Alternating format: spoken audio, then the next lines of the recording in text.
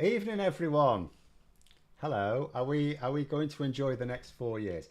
So I thought I would discuss the moves that have already begun from Team Trump to basically blackmail Europe, run a bit of extortion racket, and I had a little bit of a thought about what Europe could do because a lot of people are looking at this and thinking, oh, and all going defensive. And I'm thinking to myself, why don't they go on the attack? But I'll do more of that in a minute. Let's get through a couple. There's a couple of questions that's worth going over to begin with as well.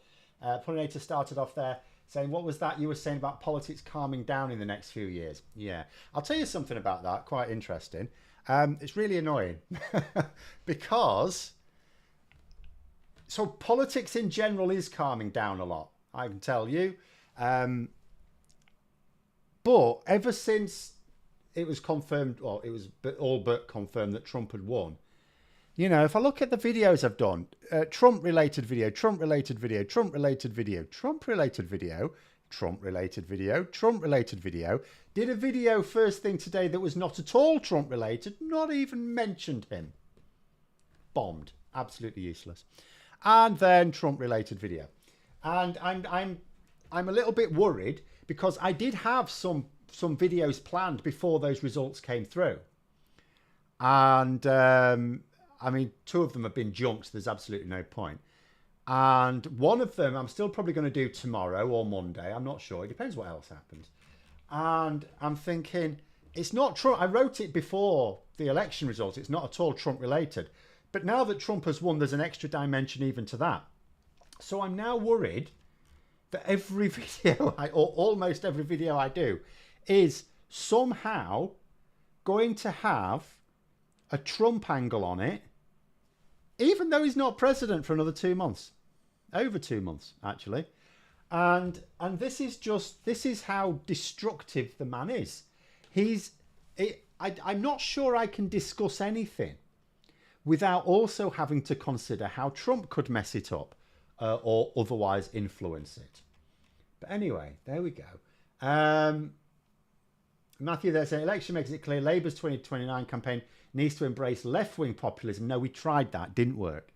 Instead of sticking to the centre ground. No, it didn't work. We tried it. It was a hideous failure. What you need to understand is the reason, like, if ever you put right-wing populism on, head-to-head with left-wing populism, right-wing populism wins every time. And there's one definite reason for it, and there's another one that I think is a reason. It's my opinion. The definite reason for it is that the media backs the right-wing populism. But the other thing I will also potentially say is left-wing populists tend not to be as dishonest. Like, a lot of them believe their hype,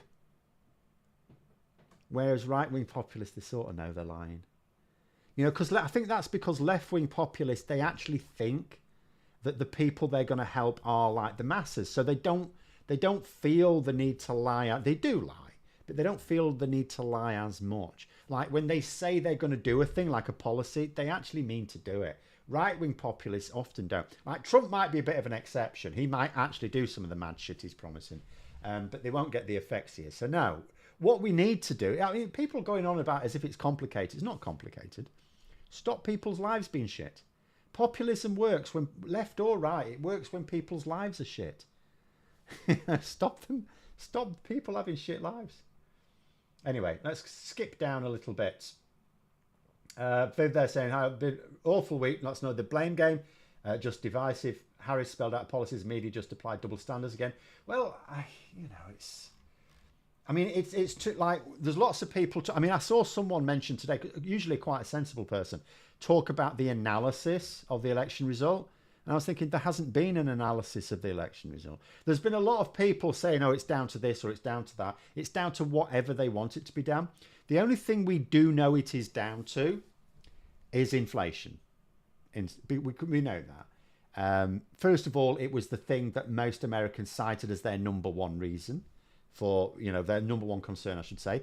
And also, we can see from about 2022 onwards, every election that's happened, the incumbent party in almost all cases, not all cases, but almost all cases, the incumbent party has suffered badly. In fact, actually, the Democrats, although it looks like a terrible loss, got away with it a bit. They did not suffer as big a collapse in support as some other incumbents have. So that we know, but that doesn't necessarily mean we know all the details. But there has been no analysis of the campaign or the messages or the candidates or anything like that. It will come. There will be, you know, people will investigate it. You'll get people analysing it. But that has not happened yet. There has been no analysis.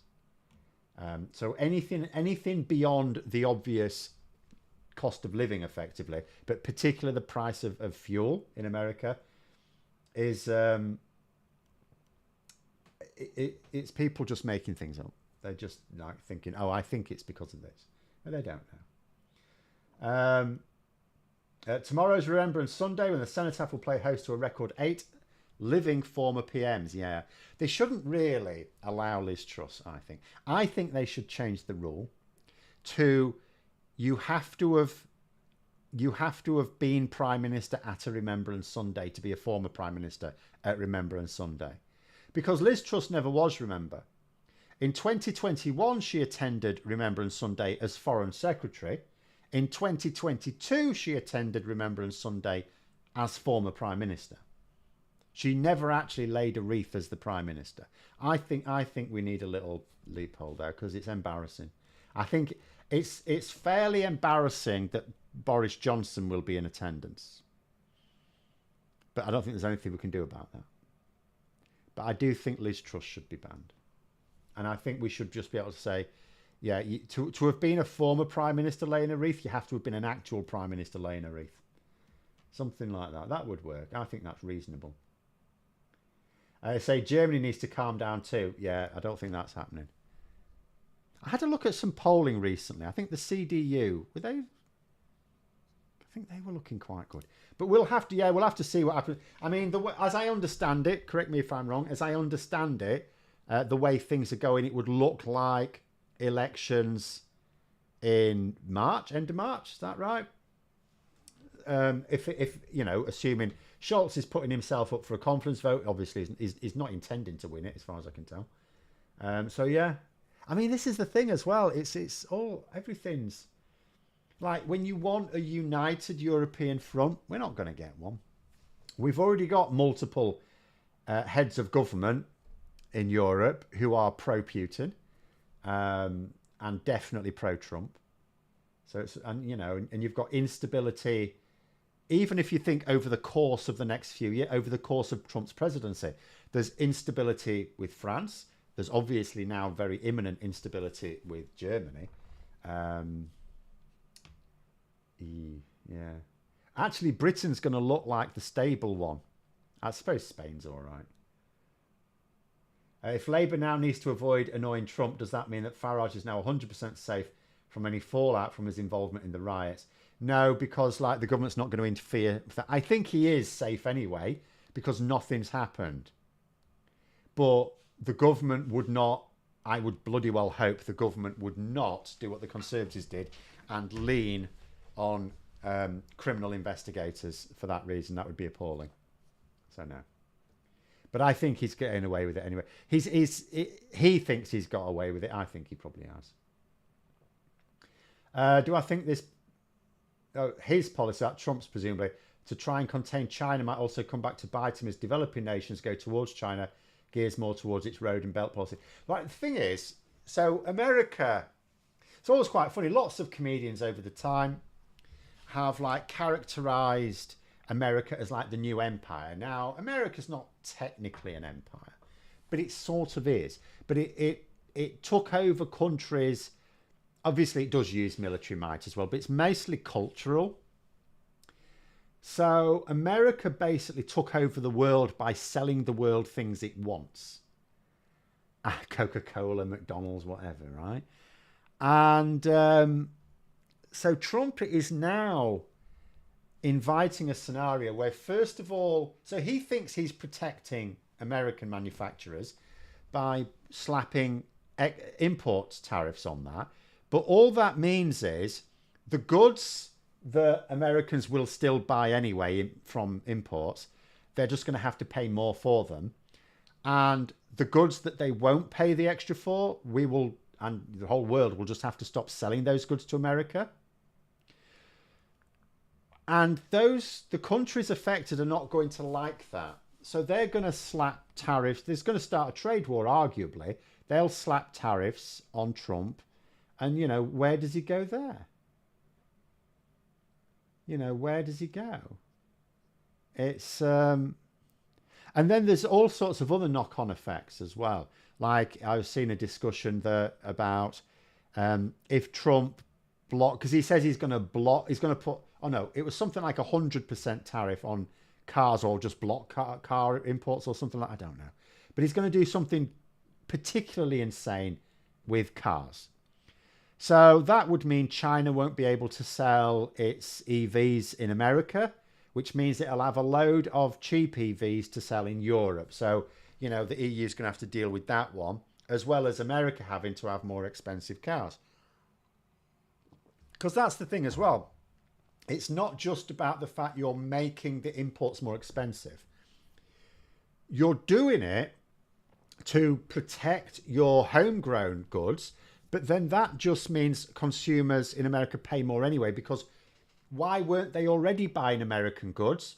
Well, because the imports for some things were obviously either better quality or cheaper. So now American consumers are going to have products that are either poorer quality or more expensive, or both. And then, of course, if this trade bubble does really work to protect American manufacturing, well, what's to stop them jacking their prices up even more, because they've got a more closed market.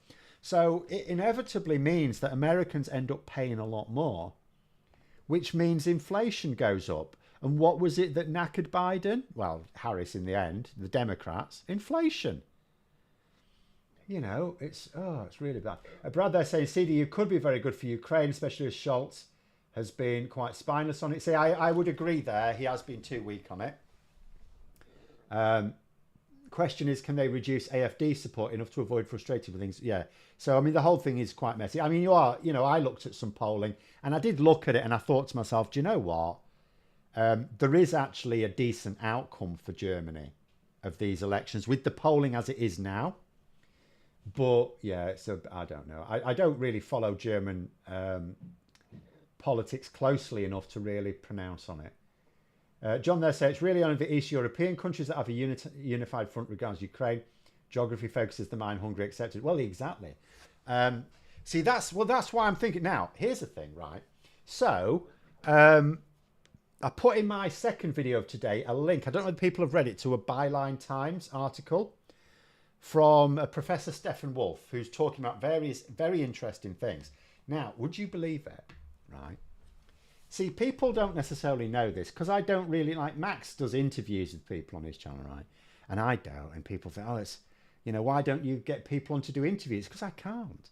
The only people I've had on my channel have been people who've asked me. I've had three groups of people on my channel all this year. All of them asked me.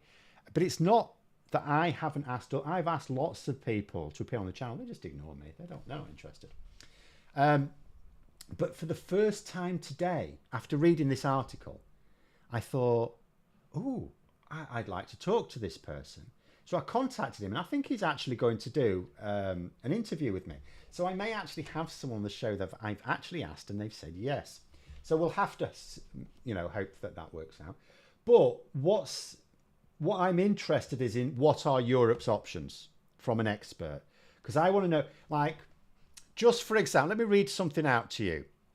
JD Vance says US could drop support for NATO if Europe tries to regulate Elon Musk's platforms. Right? Now, why don't the EU, or just Europe collectively, turn that back on them? Because here's the thing. So now Trump's team are threatening to drop support for NATO if we don't do Elon Musk a favour. Why don't we not Dr. Mike Martin, no, he ignored me, sorry. No, someone else. Professor Stephen Wolfe. Why don't we turn it back on them? Why don't we say, no, we're going to regulate as we think we should regulate, right? And Elon Musk will do as he is told in Europe, right? Just like he does what you tell him, mate. But here's a deal for you. If you drop your support for NATO, how about this? We won't just regulate Elon Musk's platforms, we'll block them altogether. And while we're at it, because thing is, all of Trump's people are all massively wealthy, right? And they've got business interests in Europe. Why don't the EU say, you know, those business interests you've got in Europe? Why don't we massively ramp up the regulation and enforcement of those? Do you want that? I don't know why maybe the EU privately, don't like dent his ego, but just privately behind closed doors say, how would you like that? Because it's their money. All they're bothered about is money, right? They're not bothered about doing their best for America. They're just bothered about money. So why don't you just say, no, we're not going to go easy on regulation. In fact, if you even threaten to withdraw your support for Ukraine or for NATO in general, we will absolutely clobber your business interests in Europe. Maybe try that. Because that's what I would like to see. Now, I'm not an expert on these things. Experts might tell me, don't be stupid, Phil, that would backfire badly. But I'm thinking to myself, why not? Why do we always have to go on the defensive against because people like that, they're bullies. And what do bullies respect? Pushing back. It's the only thing they respect. They think you're weak. Like Putin, for example. We all think that what's going to happen with Trump is he's going to agree some sort of deal where Ukraine is forced to cede territory and remain neutral. So it'll have to sign up to not joining NATO for whatever, 20 years, I think someone said. It doesn't matter what it is. And we know what would happen in that situation because Trump will say he's brought peace. He won't have brought peace. Putin will see it as more weak. He already thinks the West is weak. He thinks the West is weak because we haven't gone in and kicked him out. In 2014, we didn't go in it. There was only a small band of people. It was a van full. We could have just gone and kicked their heads in, and we didn't. So he thought we were weak. We were weak, and then he massed on the border. We didn't stop him marching, rolling his tanks into Ukraine. So again, we were seen as weak, and we were weak. So all that would happen with this potential deal of Trump's, you're just giving Putin positive reinforcement that we're weak, the West is weak. So all he'll do, because he wants a ceasefire. He wants a cessation of hostilities. He knows his army's knackered. He needs to rebuild. He'll just use the time to rebuild and go again later. But what I want to know is, what are Europe's options? Because we can't just say, well, we'll just do without America. America provides half the funding for support for Ukraine. Are we going to get every country in Europe? I mean, some countries, and you talk about the geography there, the countries around Russia and Ukraine are already spending as a proportion of GDP quite a bit more than we are on defence. But, are we basically going to say to every country in Europe, we're going to double the amount that we're of the proportion of the defence budget that's used to support Ukraine? Are we going to do that? Apparently, the UK is going to significantly increase defence spending next spring, if we are to believe things. So Prime Minister Phil Morehouse, no. I would not be a good Prime Minister because all the other MPs in Parliament would think I was mad. And the thing about being Prime Minister, it's not like being a president. You can't just win an election and then you're the boss. You sort of have to have MPs on side, and they would all think I was mental. And maybe I would be.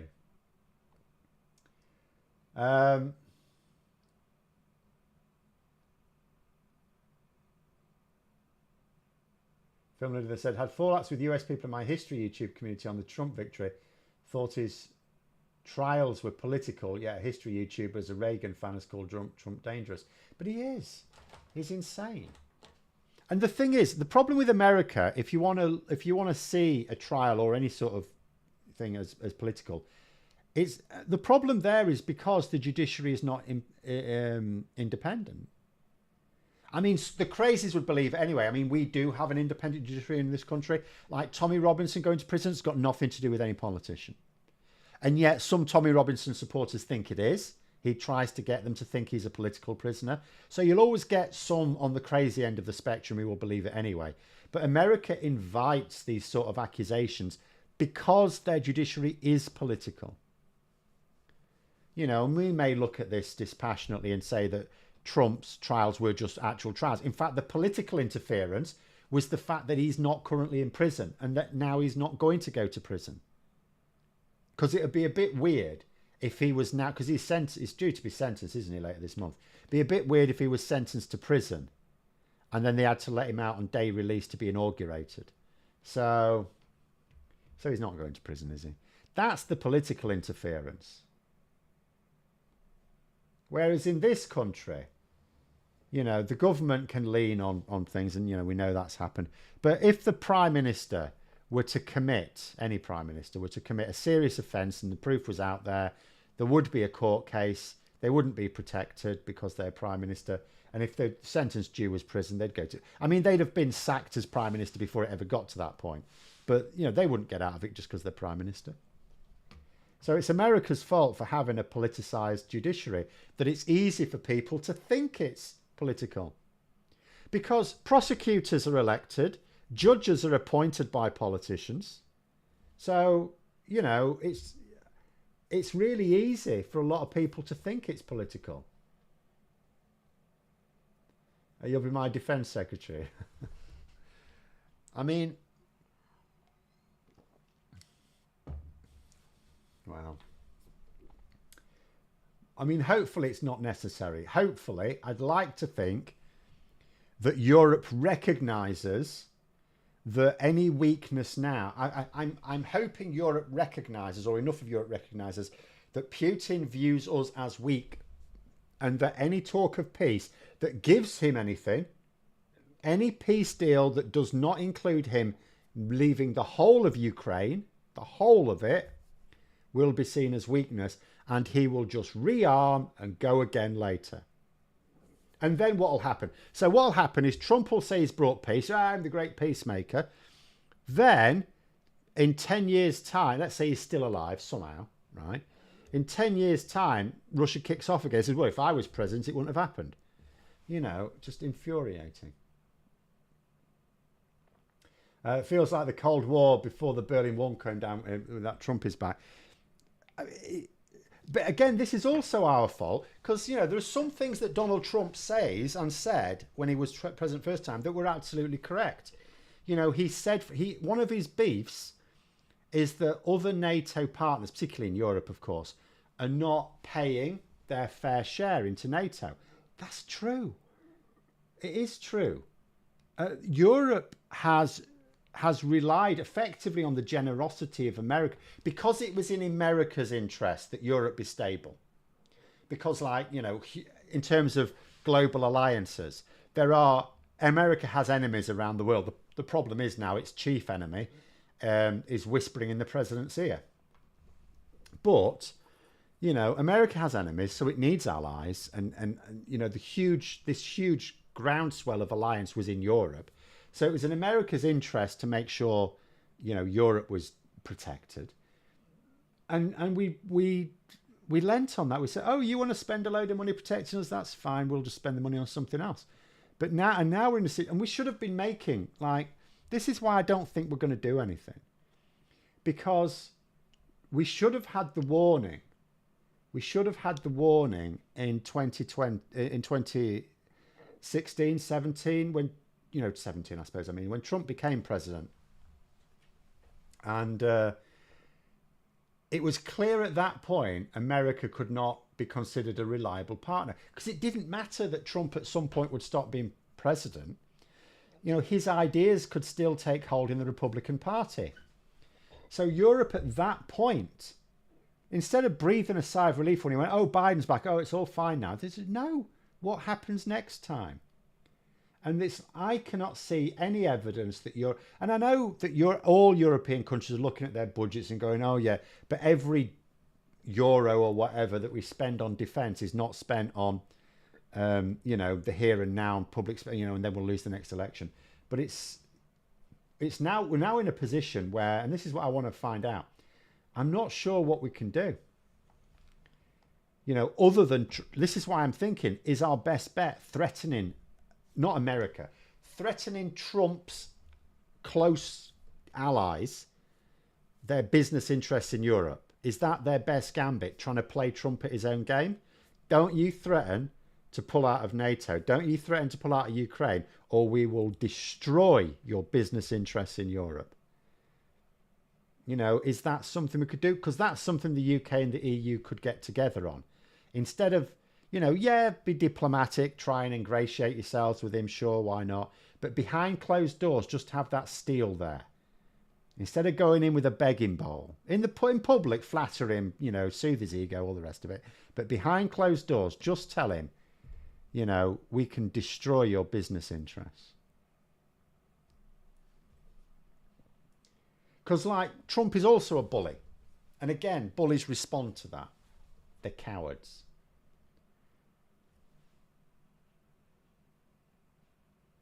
Number 3, I thought serious crimes were committed in high office, COVID and all that. Maybe. The problem is they can't be investigated at the moment because of the inquiry. That's always a problem. When you've got a public inquiry into something, you generally can't have a criminal investigation at the same time because they can interfere with each other. It's the same with Grenfell. There will be criminal investigations going on over Grenfell. They had to wait for the public inquiry. You know, this is why people said what the Conservative government should have done was to allow the criminal investigations to occur first, then do the public inquiry. But there it is. US going through what the USSR went through, the downfall of an extreme failed system. Both communism, capitalism, extremes doomed to fail. One just fell before the other. Perhaps the problem with that is you are correct. The America's idea of capitalism is unsustainable because it keeps funneling money upwards, so it's unsustainable at some point. You know, I always view, like, for the Lord of the Rings fans, I'm really talking about the Silmarillion, really, aren't I? But Tolkien fans. The Ungoliant is like capitalism, really. You know, where Melkor kept feeding Ungoliant, the giant spider, Shelob's mother, of these gems, just get bigger and more powerful and demanded more and more and more, until eventually Melkor said, "Well, no, the gems that are left are mine. You're not having them." And then she basically trapped him, and he had to be rescued by his Balrogs. So I always sort of view Ungoliant as like capitalism. I'm not sure she was. I don't think Tolkien was a raging socialist, but you know, I just view it like that. And but when I mean, see, the thing is, I mean, people talk about how communism fell. It didn't really fall because it never really started in the first place, and also you've still got countries that claim to be communist countries. They're not really communist. China's not a communist country, but they claim that they are. I mean, that's the thing. Whenever you've got a country that claims it's a communist country, what it actually is a dictatorship that's trying to give itself legitimacy. It's not actually communism.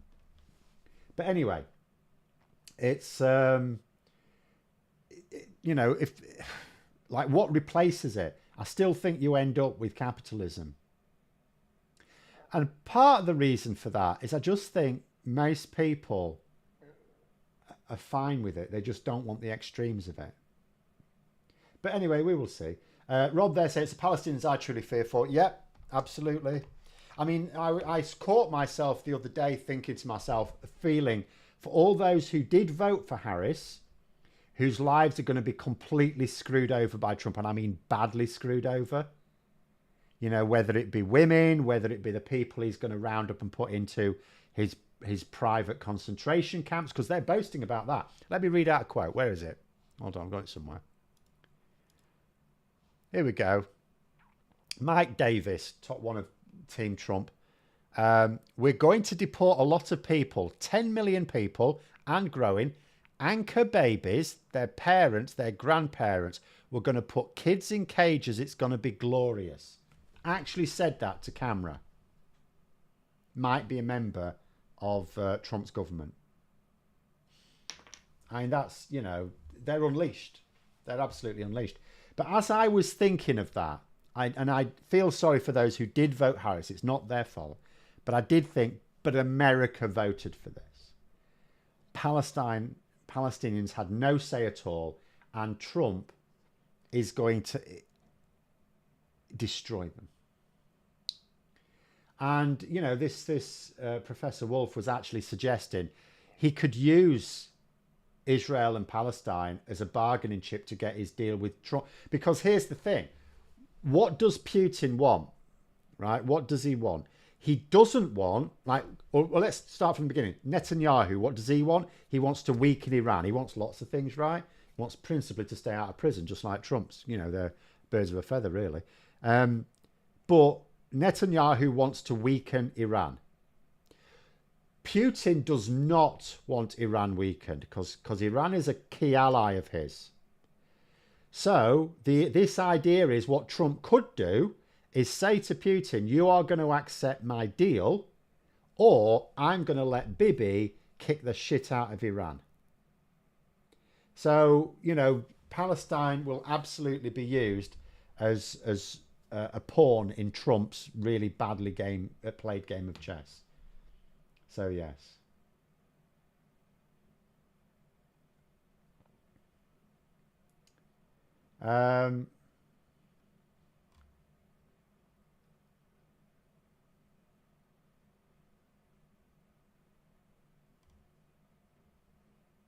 Trump's already lost his marbles. Well, he has, yes.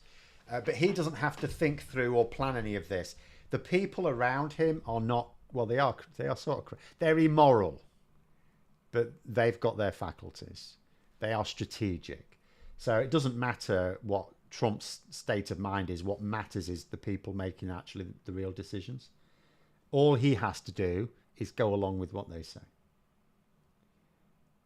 As far as they say, I think when some people say capitalism, some mean free market, while some mean few people hold most or all the capital. Yeah, I mean, free market capitalism is the extreme.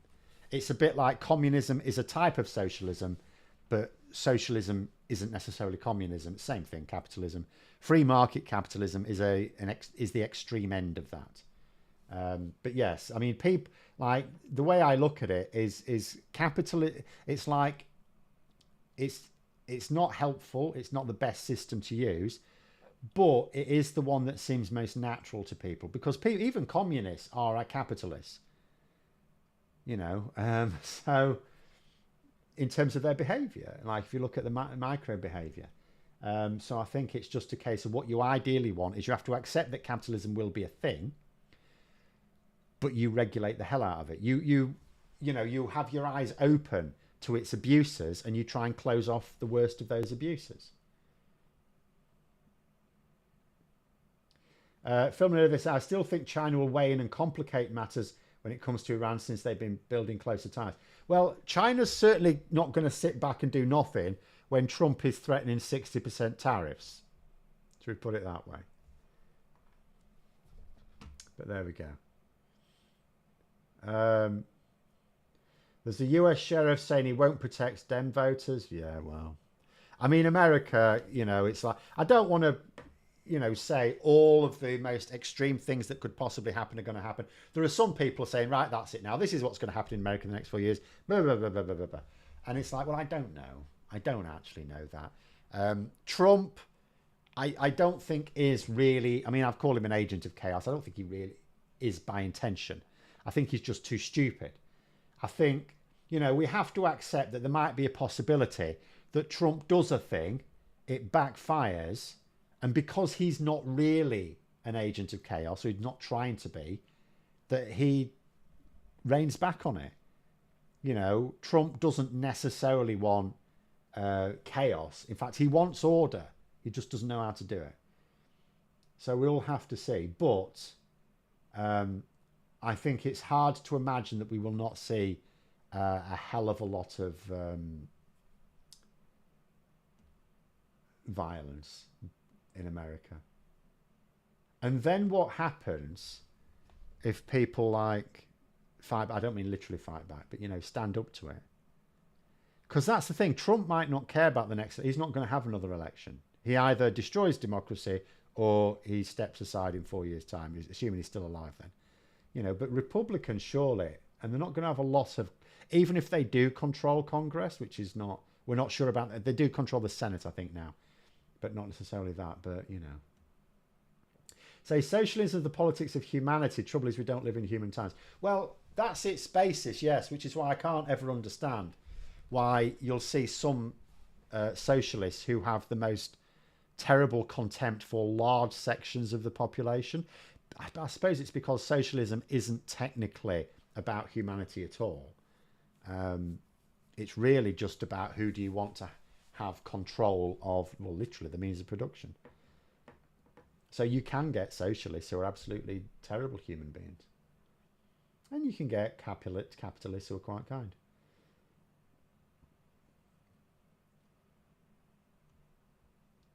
So there was nothing poor about Harris as a candidate. I'm going to disagree on that one. She didn't cover the number one. I said in my video, she didn't cover the number one issue for Americans in any of her policies, and she evaded talking about her policies a lot. For all these people going, oh, but these were her policies. Okay, you knew about them. I don't think many people did. I listened to that debate. She avoided saying what her policies were. I've listened to some, not all, some of her rally speeches. Policies not really largely absent. As I said, there were, I'll give you a couple of things. So I saw some polling that suggested that when people were asked about various policies, and there's quite a lot of people thought that some of Harris's policies were actually Trump's policies. So there wasn't she wasn't clear. The other thing is, I've seen a few people, this is anecdotal, but I've seen a few people, Americans, and there's people on the left who thought that Harris was right-wing. That's quite common. But people who were sort of on the centre-right who thought she was left-wing, and where the problem was because she was left-wing, then she ended up with a running mate who was left-wing, and the whole thing, it's like, well, what are you doing for... So when you've got people who are sort of round the centre, who are saying, what are you doing for us? It's like, you did mess it up. Now, in her defence, she didn't have long to get the campaign going. Biden took too long to step aside. So, in a way, the timing was good in a way, Biden, because it was after the Trump and Vance were both confirmed as the team for the Republicans. So it caught them on the hop, and Trump really did panic for a little while there. But at the same time, it didn't allow her to build up, so we're not pointing fingers at any one person here. But she was not. Yeah, there's plenty to poke at as a candidate. Like I said, she should have come out with something about the economy. Inflation, like I said. So when I suggested in my video that what Biden really needed to do was identify that the price of gas, as Americans call it, was the number one issue. So he should have made a big song and dance about, and I said he should, have applied some tax on something that's unpopular with Democrats anyway, or voters, and then use the money to reduce federal fuel duty. And people were saying to me, and I probably should have covered this, people were saying to me, yeah, but the Republicans would just have blocked it in Congress. And it's like, that's fine, because, and I'm not a close observer of American politics, but I've observed it for long enough to know that the standard procedure at this point is what you then do as president. If the opposing party is blocking you, what do? You make a big song and dance about doing this thing. In this case, point out, I'm trying to keep the price of gas down. I've got this bill that will do it. The Republicans are blocking it. Make a big song and dance about it. Then Harris says, the Republicans have blocked this. Give me a mandate and I'll drive it through Congress. That's what you do. And she didn't. Biden admittedly, ideally needed to do that. Although there was nothing to stop Harris just coming out with a policy like that anyway. But you cannot ignore the number one issue for voters. Anyway, it doesn't matter. The analysis will come when it comes. There's no analysis yet.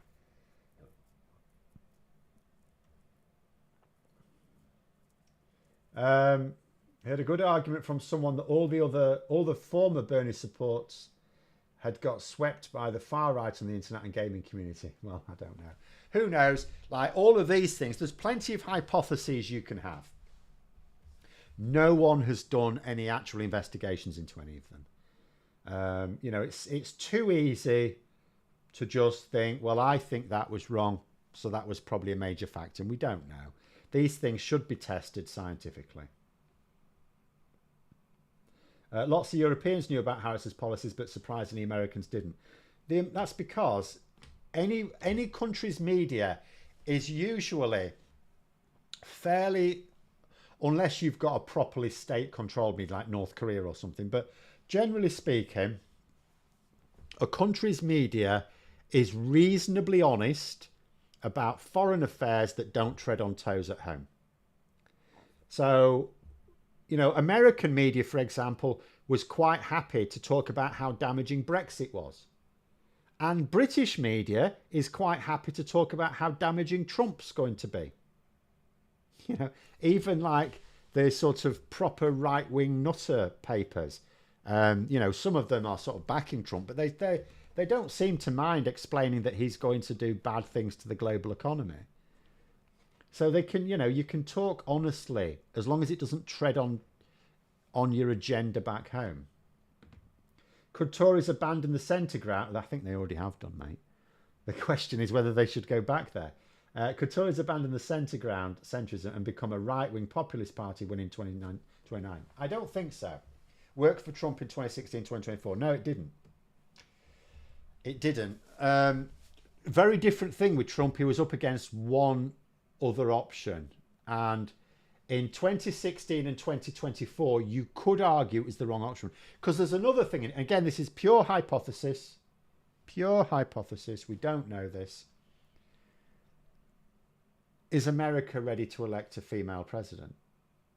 Because another glaring factor is that Trump beat female candidates and lost to a male candidate. Is there a lot of misogynism in American polling booths? Maybe, maybe not. I don't know. So there's things like that. But again, it won't be that was the factor. It won't be that if they had have got that guy from California instead of Harris, that it would have been fine. We don't know that. There's probably lots of factors, but and also the Tories cannot play because Trump cornered that as well. He completely cornered it. Badenoch can't, and neither can anyone else that will replace her. Nigel Farage has got that sewn up. So all Badenoch can try and do, which is what she's going to try and do, is occupy the same ground as Reform UK. So they just split their vote. So no, the Conservatives cannot, they can only win by abandoning the centre, like in 2019 when Labour also abandoned the centre. Like everyone, there was who was in the centre in 2019. I mean, the Lib Dems, okay, they were but they were off their heads. Joe Swinson was a lunatic.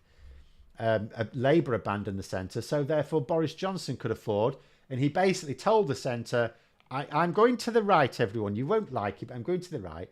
And you're going to vote for me, because if you don't vote for me, you're going to get Jeremy Corbyn as Prime Minister. How do you like that? That was the problem. So, no.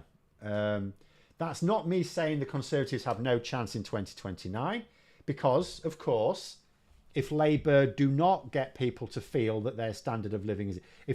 If for whatever reason, the public do not think Labour are doing as well as the Conservatives did, or better... then the Conservatives could win just based on that. But I'm hoping that's not the case. Do I think Bernie Sanders would have had a good chance in the last three elections? Not the last one, no. 2016 might have been his best chance, but I don't know.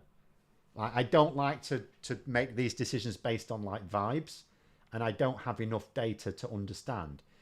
Bernie Sanders is not like Jeremy Corbyn. He's actually clever and he's strategic. But would he have been a good counter? Because you can look at the situation. You can look, Hillary Clinton lost, right? So in hindsight, wouldn't it have been better to have gone with Bernie Sanders? Yeah, of course it would. I think after that, though, we have to remember he's old as well. I mean, he's still got all his marbles, at least. But he is still old. So the age card is a thing. So I don't think... Like, you wouldn't have replaced Biden, replaced him with Sanders this election. Because it's like, oh, they got rid of the old guy for someone who's also old. That doesn't work. But 2016 might have been interesting. But they didn't do it. They decided, no, we want Clinton. And then that was that. So with all due respect, there was already an Inflation Reduction Act, and inflation is currently at 2.5%. Gas under, $3.50 a gallon. Harris did discuss inflation. Yeah, but no. You don't discuss it. You say, this is your problem. This is what you're telling us your problem. This is what I'm going to do about it. Simple. Trump was simple. He just said, I'm going to make your lives better. Oh, how are you going to do that? Well, usual thing. I'm going to apply tariffs. Tariffs are beautiful, beautiful world, because what's happening is, the Europe are taking, they're conning us. They're taking us for a ride. They're selling us their cheap stuff. And we're going to boost American production, American manufacturing. I'm just going to apply tariffs to them all. And also, there's a load of people who are like screwing you over, undocumented migrants, as they'll say. And you can't really argue about taking action against that. So you said, okay, so it's the usual thing, immigration only has an easier job of it. Simple things. Where was Harris's promise to reduce the price of gas? Where was that? I missed that. And if I missed it, okay, I'm not in America, but I was paying a little bit of attention. If I missed it, I'm pretty sure most of America did. In fact, definitely most of America did, because do you know what? They didn't vote for it. As US comedian George Carlin says, if you have a lazy and selfish public, sometimes they will vote for lazy and selfish people. Sometimes it's as easy the public as a blame. So here's the thing. Yes, you can look at it and you can say, absolutely, the public should have thought about this properly. They should take politics seriously. But this was my argument after Corbyn lost in 2019, which from a practical point of view is the easiest thing to do. To persuade millions of people to smarten up their act at the ballot box, or to persuade one person directing a campaign to align that campaign with those voters. Like, which is going to have the best chance of success? So you've got to take responsibility. You can't just say, well, the voters are stupid. Yeah, the voters are stupid. You know what? Voting for Trump, you're a fucking idiot. Anyone voting for Trump is an idiot. Absolutely an idiot. Can't believe how incredibly moronic you have to be. But you can't say that to voters. You can't build up a campaign for the next, because that's all they can do now. That's all the Democrats can do. They can try and represent people. They can try and call out Trump's monsterism, and they can try and build for the next time. And they're not going to do that by saying, "This is why we told you morons not to vote for him," because that doesn't work. So it doesn't matter whether it's the voters' fault or not. A comedian can say it is. I can say it is. But a politician can't. Not if they want to succeed in the future. So I'm totally disillusioned with politics. Boris Johnson will be back at the next election. No faith anymore. That'd be hilarious. That would, in fact, do you know what? That's actually one of the, if there is a silver lining to Trump winning, that might be one of them. I think Boris Johnson was already interested anyway. I mean, people who've read, I have not read his book. People who've read his book said that it's quite clear from it that he is, he's expecting to come back. He's actually expecting to come back. But this will just, egg him on. I'm all for that. Do you know what? I'm going to love that. Let Boris Johnson and Nigel Farage take each other out. I'm for that.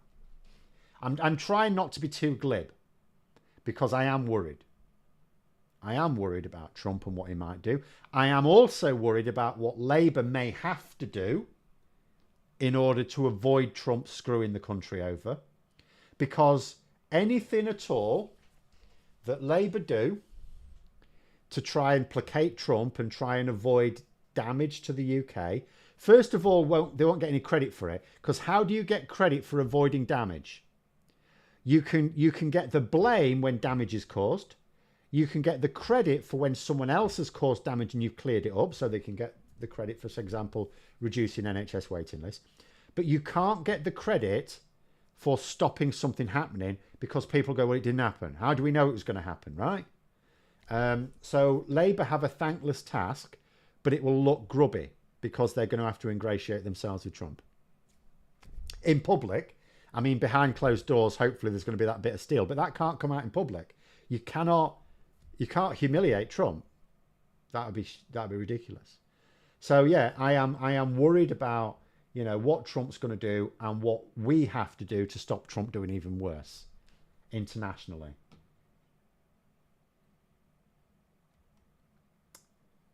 Anyway,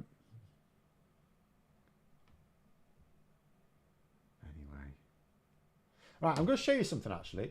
I was going to show you this at the start, and I didn't have time. So there's a lot of people on Twitter in particular who have been noticing, lost loads of followers.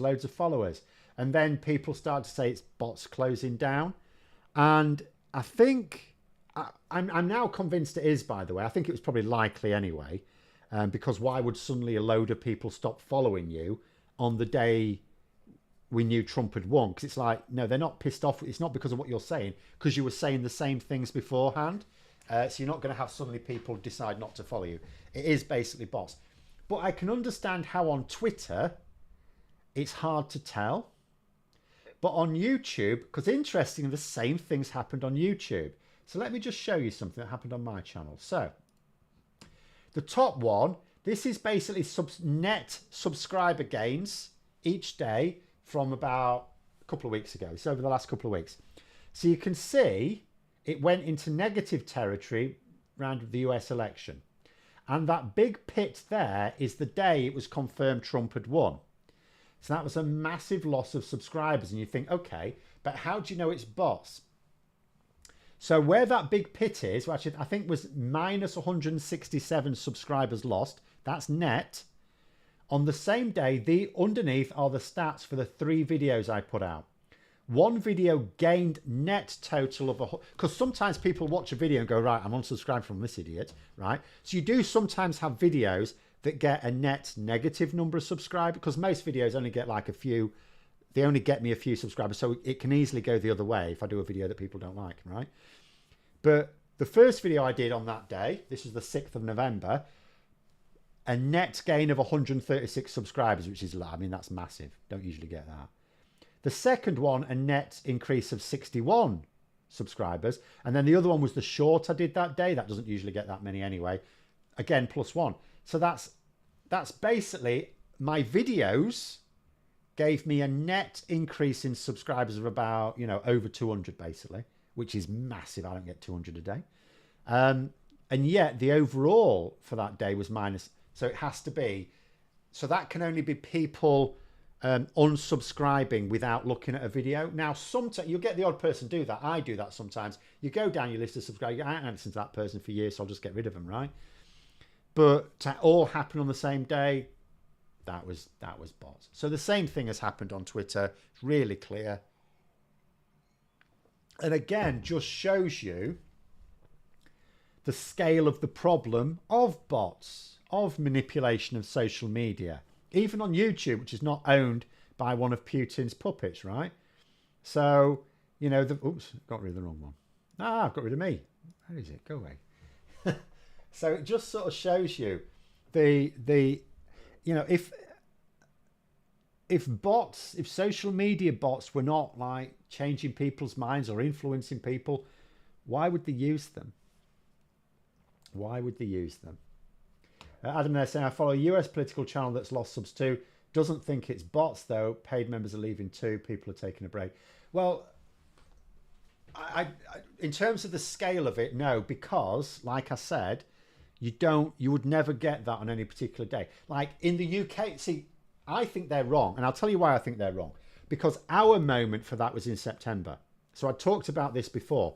So for us, like the US presidential election is important to us and it's definitely newsworthy, but it's not as big as our own general election. It's your own elections that are more important.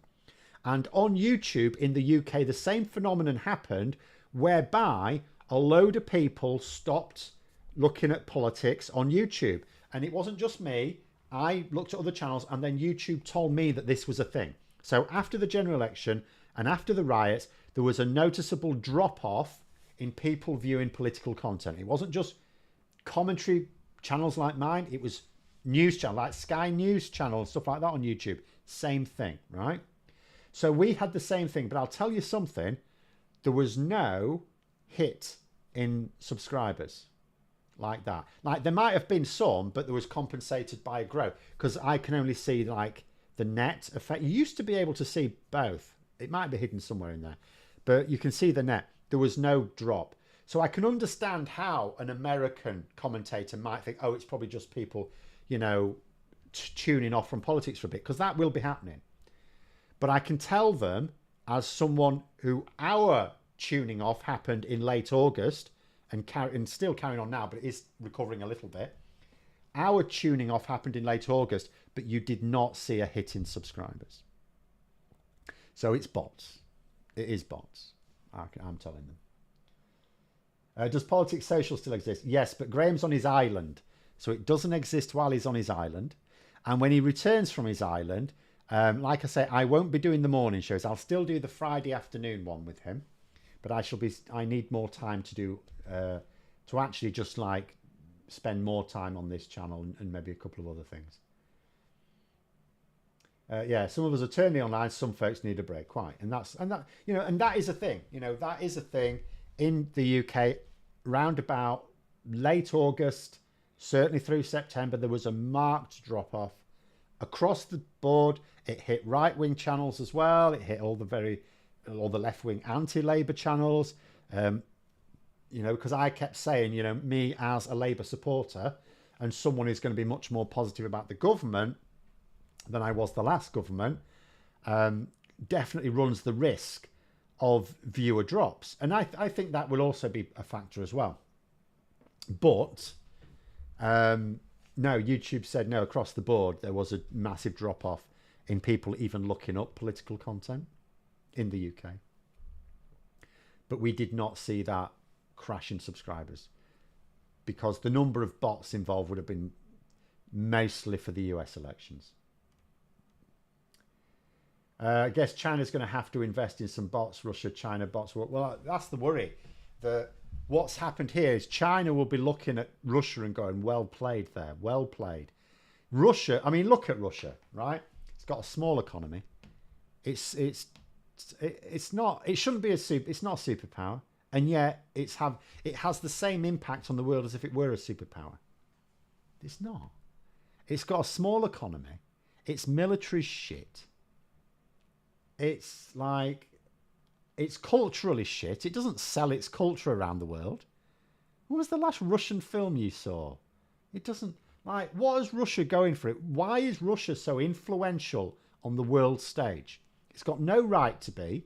Its economy's not strong enough. Its culture's not appealing. I'm not going to say strong. I'm not attacking Russian culture, but it's not appealing enough. It's like, it's not selling itself around the world. It's psyops. You know, espionage and social media manipulation, media manipulation. Donald Trump is Putin's greatest work of art. And, you know, so that's the worry, that other countries look at what Russia has been able to do with a tiny economy, relatively speaking, a tiny economy, not even in the top 10, and nothing going for it. It's got a lot of land and it's got like natural resources. So it's never going to be poor, but it's not got a lot going for it. It shouldn't be this influential. And yet it is. So that is the worry now, isn't it? That other countries look at that and go, well, we can do that, can't we? How would I put Russia back in its box, make it relevant? It has to be beaten. It has to be kicked out of Ukraine. The sanctions have to remain in place until it pays reparations. They also have to be kicked out of Africa. You know, wherever their paramilitary groups, their proxy groups are working, they must be kicked out of there. They must be cleansed. It's like, we're not going to attack Russia. You do your own thing, right? You stay in Russia. We respect your international borders. I'm not going to do anything to you. But you're not invading other people. And you are not carrying out military operations in other people's countries. That is the only way. The only way. And we don't want to make them irrelevant. We just want to make them like a force for good. And if they're not going to be a force for good, well, you stay behind your black gate of Mordor then. Just stay there in your stinking pit. I guess nukes make Russia more influential than it ought to be. I don't even think that's it. Like, the threat of them, has got some people worried. We don't even know they can deploy them. For all we know, North Korea is a bigger nuclear power than Russia. I mean, no one wants to put it to the test, mind you, but still. I don't think it is. I think it's a very carefully planned operation to undermine lots of countries around the world. I don't think it's the nuclear thing. I don't see it. They've worked very carefully to undermine lots of democracies around the world, including the UK, of course. They pumped in a relatively small amount of money, and they used that money to they've taken over the Conservative Party. They've taken over the Conservative Party now, completely infected it. But there we go. Anyway, we'll call it there. Thanks very much. Hopefully we'll have more of an update on this when I get to talk to an actual expert, because I would like to. Unfortunately, I fear I will be told when I ask the question, so what can Europe actually do about this? Not a lot. That is my worry, that we have not prepared for this and that there's too little time now. Or maybe another thing we could potentially do is say to Trump, look, you've got a lot going on back home, haven't you? You've got a lot of stuff you're doing domestically. Why don't you focus on that? And then in about 2 years' time, maybe then you can start to look at your international policies. How about that? Maybe we can sort of put him off until after the next midterms. But there it is anyway. Thanks very much for coming on, everyone. Have a great rest of evening. And until next time, I'll see you later.